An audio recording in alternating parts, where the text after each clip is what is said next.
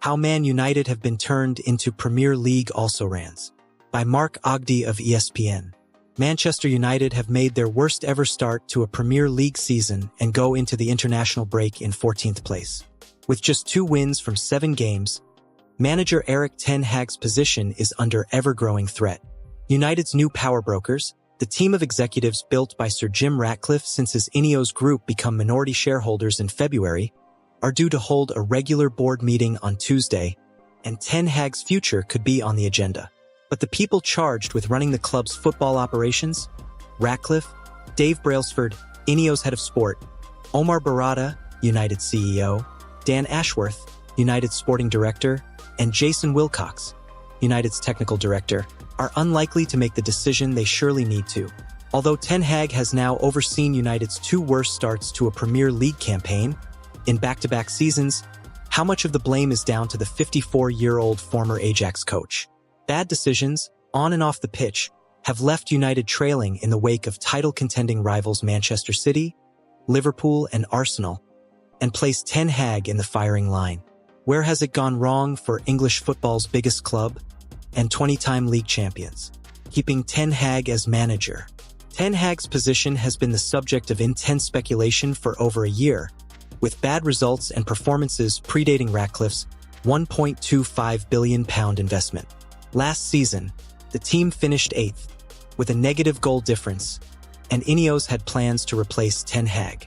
Thomas Tuchel, Roberto De Zerbi, Kieran McKenna, and Mauricio Pochettino were all spoken to by Ratcliffe's team, with Gareth Southgate, Gary O'Neill, and Graham Potter also considered, but United's surprise FA Cup final win against Man City in May effectively kept Ten Hag in a job.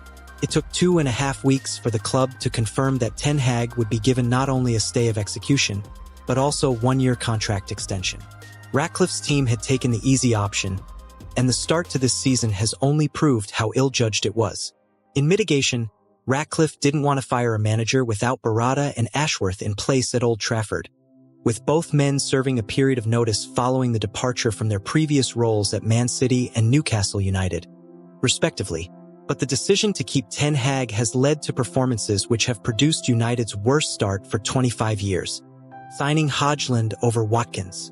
Man United's recruitment failures go back more than a decade and even into the final years of Sir Alex Ferguson's reign as manager, but Ten Hag has been culpable for some of the worst decisions. He pushed for the £85 million signing of Antony from Ajax in August 2022, and the Brazilian winger has been hopelessly ineffective. Ten Hag also sanctioned the £55 million signing of the injury-prone Mason Mount from Chelsea a year later. But Ten Hag's decision to sign the then 20-year-old Rasmus Højlund in the summer of 2023 as the solution to the team's scoring problems has proved critical. It was a mistake because of the players United rejected in favor of the Denmark forward. Harry Kane was a target but was dismissed as lacking the pressing game required by Ten Hag. In reality, however, persuading Kane to sign for United over Bayern Munich was always unlikely to succeed. Victor Osimhen and Ivan Toney were also ruled out, but sources have told ESPN that Aston Villa's Ollie Watkins was seriously under consideration. It was decided that Højlund, who was 7 years younger at the time, represented better value for money and was a long-term prospect. Ten Hag said after United's 0-0 draw at Villa on Sunday that Højlund is United's best goal scorer, yet he has netted only 17 goals in 48 appearances and finished 25th in the Premier League scoring charts last season with 10 goals. In comparison, Watkins scored 19 goals to power Villa into the Champions League, and he won the Playmaker of the Season award for providing the most assists, 13, 2 more than Chelsea's Cole Palmer. Bruno Fernandes set up 8 goals for United, while no other player created more than 4. Højlund might still yet prove to be one for the future, but Ten Hag should have pushed for a proven goal scorer and not just a youngster with unproven potential. Or maybe that will prove to be Netherlands international Joshua Zirkzee, who cost £36.5 million from Bologna in the summer but has, so far, also flattered to deceive. The mishandling of Rashford's career.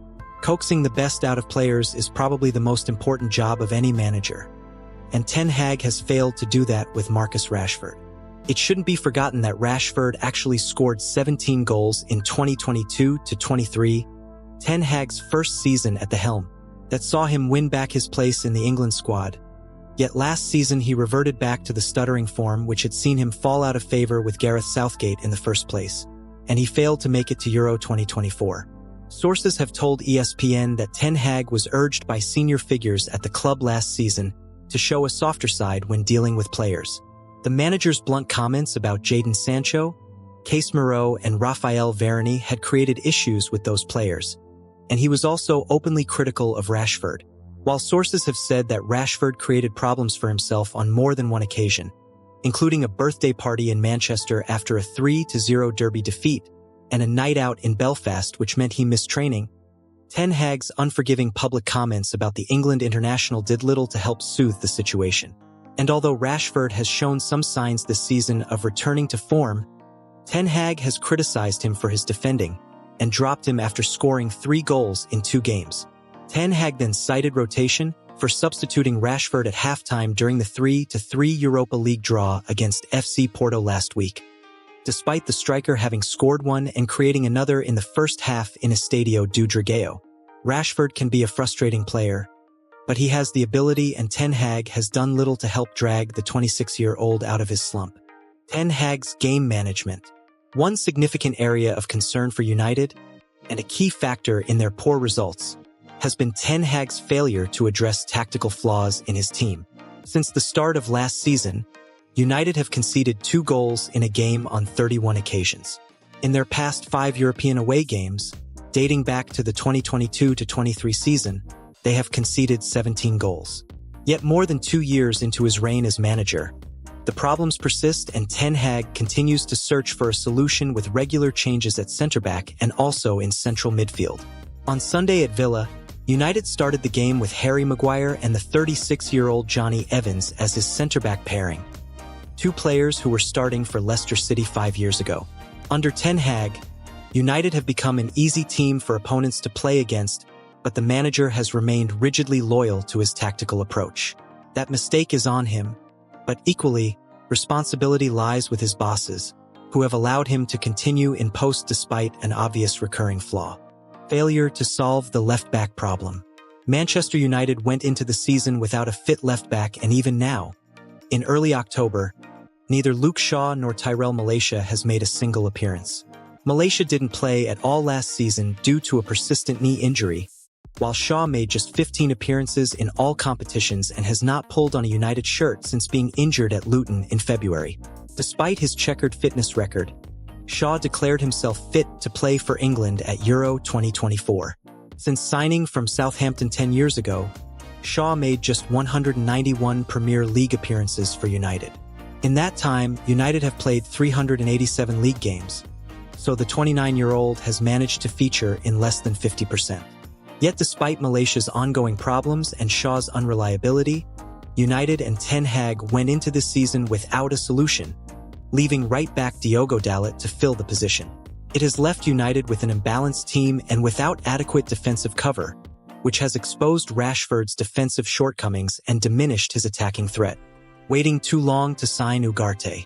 In 2022, United paid Real Madrid an initial £60 million, plus £10 million in add-ons, for Casemiro.